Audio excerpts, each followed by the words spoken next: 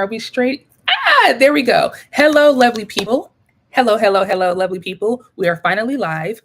There was a little bit of technical difficulty, but we made it. Shout out to you guys. And shout out to you guys also for subscribing. I am almost at 1,000 subscribers.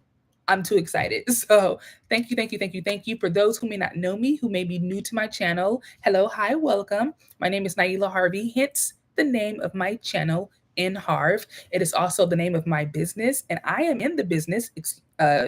Speaking of business, I'm in the business of developing better writers. Hence, why you see a lot of content centered around me traveling and writing, me as a doctoral student. I do a lot of writing in my program. I'm a doc student at Howard University, and my business. Of course, I come on here and I share the ups and downs of the book writing process, but that's because first of all, I'm a 10-time published author, and I also run a business that is developing writers by way of book editing and book coaching. So it's all about looking better in writing. Okay. That's sort of like my spiel, my mantra: developing better writers by way of editing, coaching, traveling, and education. All of that sort of, intertwines. But the theme here is writing. That being said, I want to talk about today's new blog. It is Writer Wednesday, the first Wednesday of every new month. I like to drop a blog post on my website. Writer Wednesday is every Wednesday, right? But the first Wednesday, the first Writer Wednesday of the new month is very special for me because it's a chance for me to share my writing expertise outside of like book writing, share my writing expertise with the public. I was blogging for a while, just to give a quick history or a quick background history on my, I guess my years in this industry. I have been blogging since 2010. Life happened, dropped it, came back to it, kind of was like, all over the place. I did not write about writing when I first started blogging. It was about fashion, it was about entertainment, all of the things that I've enjoyed and still enjoy as a Los Angeles native. I'm a native Angelino. I live in DC now for school, but I'm a native Angelino. So I wrote about everything that was basically in my back door, like Hollywood, etc. So that was 2010. And then in 2015, I sort of niched down when I really went into business and started writing more so about writing in general. Okay. You heard me say earlier, look better in writing. That is an aspect of my brand. I started writing about or blogging about grammar and writing and all of the structures with the English language, the standard American English language, like when to punctuate, etc. Like I have books on that too. So look up Naila Harvey on Amazon. You'll see kind of like my street cred. You'll see all of my books.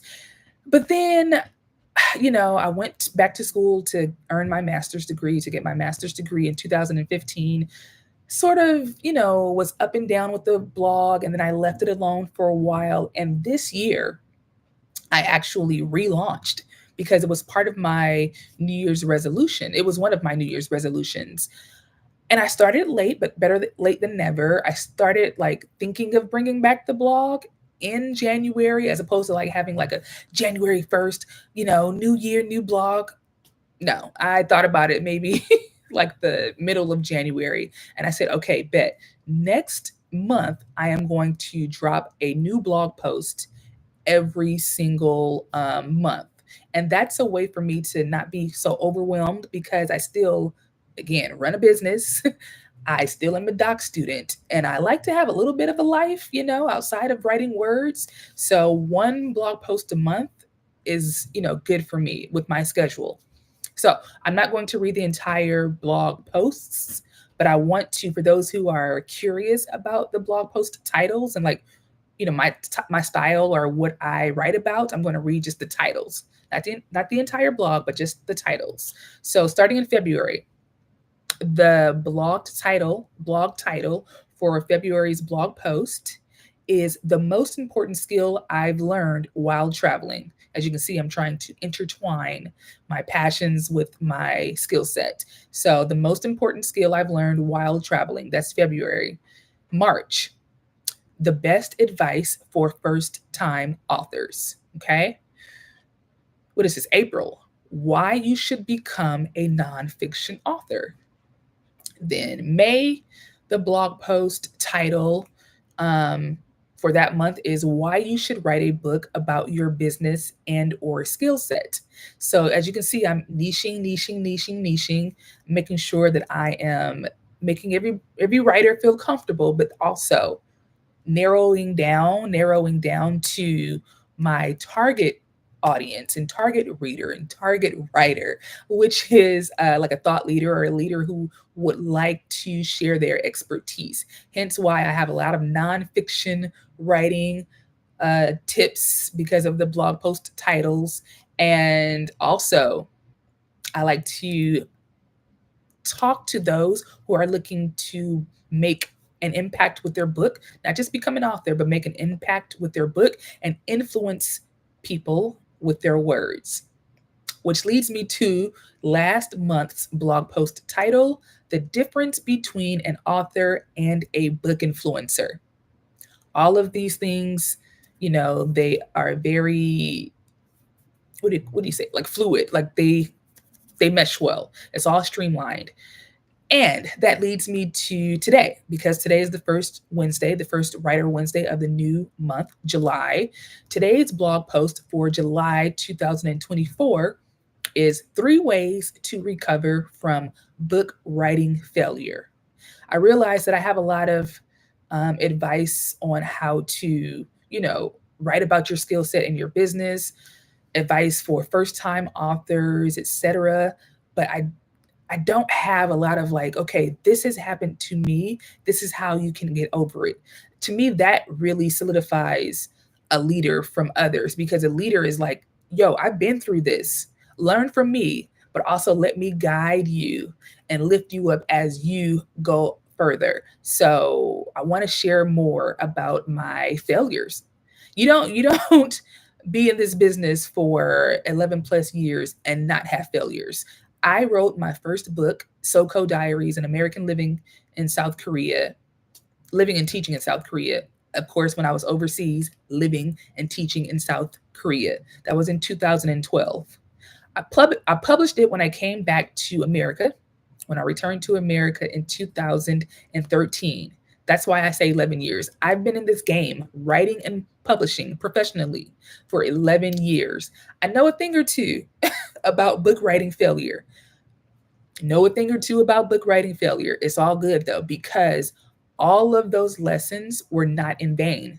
I'm here to teach you guys. And this latest blog post, I really enjoy. I'm looking at my other computer here. I'm going to the blog post again, not to read it all, but I want to read a little bit of it so you can see like how this may help you in your book writing journey. It says failure and is inevitable, just like pain and death. Let me not be so morbid, but seriously, there is no getting around failure, especially if you want to be successful. That's why successful people, advise those who are looking for similar results to fail fast. Meaning you're going to fail anyway, so just expect it, receive it, and move forward quickly. Book writing is no different. It comes with its share of failures. And notice I said book writing and not book publishing. Some people fail with quotation, failed before they even published their words for the world to see. I know fail is a strong word, but I want to reframe the negative connotation by encouraging you to accept it. Failure is simply, I love this part, failure is simply an indicator that someone was neglectful or simply unsuccessful in a pursuit. That's all it is. But it can be damaging or fatal in other contexts. But in the context of writing a book, not so much. That said, take it easy on yourself. Okay? Anyway, I digress. I give examples of book writing failure in the blog post. And then I say, hey, good thing there are many ways to recover from book writing failure, which there are. But I want to share my personal favorites, and I give 3 ways to recover from book writing failure. I don't want to spoil it for you because those who are interested, I want you to check out the blog post at N.HARV, which is the name of the channel of this YouTube video currently. N as in Naila, N.HARV. No, I'm sorry, forgive me. N.HARV.com. So NHARV.com/blog. Very simple. N.HARV.com/blog, right? And read the very first or the latest entry, July's entry, because I think that you will learn from it. Maybe not, how to write a book, but a lot of people know how to put words on a document. A lot of people don't, but a lot of people do. And for those who do, but you just can't get past a certain phase, you may have writer's block or limiting beliefs or what have you. This blog post is to help you get over that hump. If you feel like you've failed because you haven't published your book yet because you can't quite get through the writing process, this is the blog post for you. I give 3 ways to recover from book writing failure, which is also the title of this YouTube video. Okay. So again, the mission here, my goal is to develop better writers. Even when I'm not on YouTube, I have a website, I have a blog, I have a business, I'm in school. I am living and breathing this, not just teaching it. This is my life. Okay. So take my advice. And if it doesn't all the way apply, or if you feel like you want to add to it, feel free to drop comments in the blog post. Like on that particular blog post, I have a section for comments. Right. Let's talk. Let's chat about it.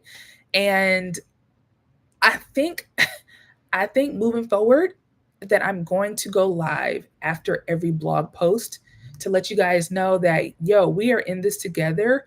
And I want you to not only get into my words, but I want to see your words. So let's talk this thing out.